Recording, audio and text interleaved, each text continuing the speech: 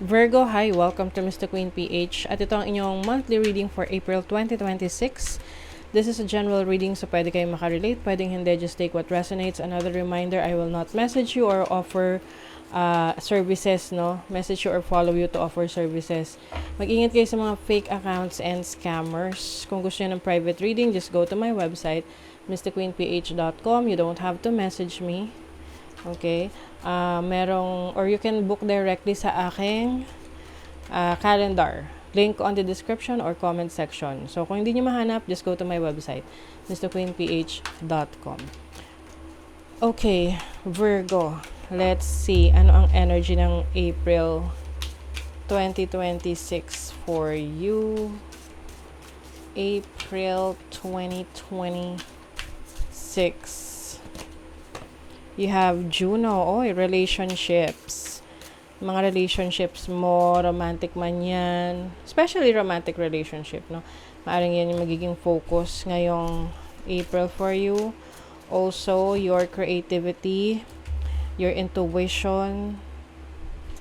I think, merong may pag-aalaga, no? So, maaring meron kang aalagaan na mahal sa buhay, no? Ngayong April can be someone that needs your attention, focus. Let's say may sakit o kaya naman meron kang may responsibility na binigay sa'yo, like andyan yung pamangkin mo, alagaan mo, or magkaka-baby ka, mga ganon, no? So it's about nurturing someone, taking care of a loved one. I also see this as you taking care of yourself, attending to your needs. Some of you mas magiging kayo yung focus sa sarili, no?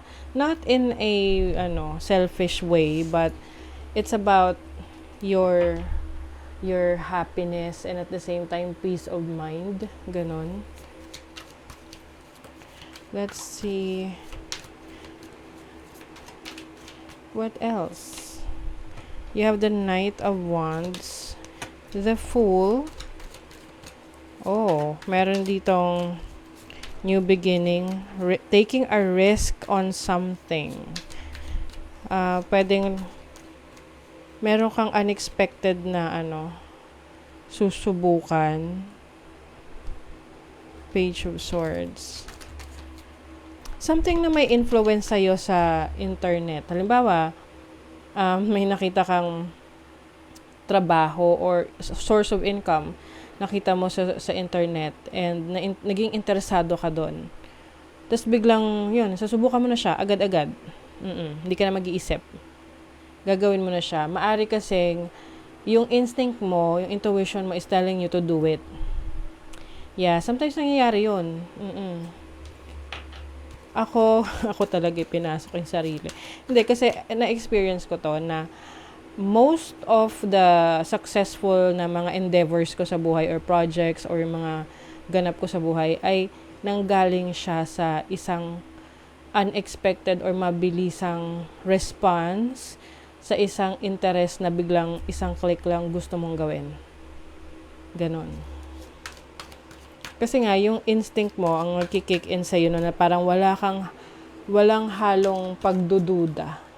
Walang pag-aalinlangan gusto mong gawin.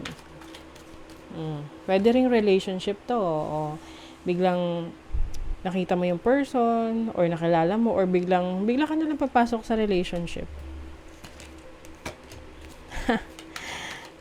Diba? Meron kang mapipili. Kung yung iba confused, ikaw hindi.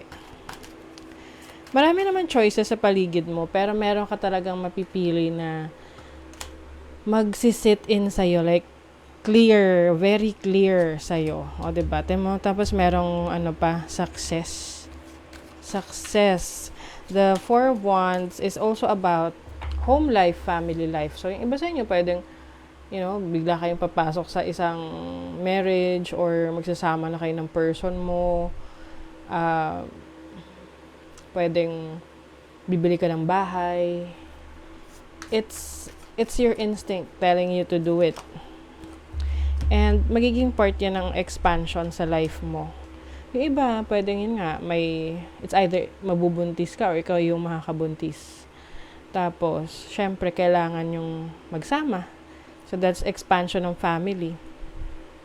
Or meron kang aalagaan nga. Like, for example, iba mag-a-adopt o kaya hinabilin muna sa'yo ng kapatid mo yung anak niya, pamangkin mo, yung mga ganon. So, it's like a responsibility that you will have to take a responsibility that you need to take care of. Ganon. May kailangan kang alagaan. Some of you naman, pwede tong may ipagkakatiwala sa'yo na bahay, lupa, sasakyan, or ari-arian. And you can use that to grow your finances. Make a wish. Uy, 11-11, oh. Oh, Virgo, mag-wish ka na. Ito ay matutupad. Make sure good wishes yan. Oy, new beginnings. So, ang ganda. New beginnings. 3 0. 0, 0, 0. 0 kasi it symbolizes infinite. Like, a new beginning, a new opportunity. It's a start, a great start. Authenticity, pagiging totoo sa iyong sarili. I think this is about you expressing who you really are, expressing yourself, expressing your thoughts, expressing your creative talents. So, maaring ito yung i-explore mo. I-explore mo yan ngayong April about, pwedeng you will do content creation or finally you will express your feelings sa isang tao. And then, yung person na yun, meron din palang same feelings. The feeling is mutual. And then, you will enter a relationship. Or may mga plano ka na gusto mong ipresenta sa isang tao. Tapos, ganun din yung gusto niya. So, things are aligning for you. Ngayong, April. It's time to explore and expand. And then, some of you naman, meron ding energy rito of abroad or opportunities, international. Oo. Pwedeng working abroad or international trading, business abroad. We're just all stardust. So, ito yung realization mo na hindi mo kailangang parang pigilan yung sarili mo na mag-explore and to be authentic. Kasi we're just dust kumpara sa universe na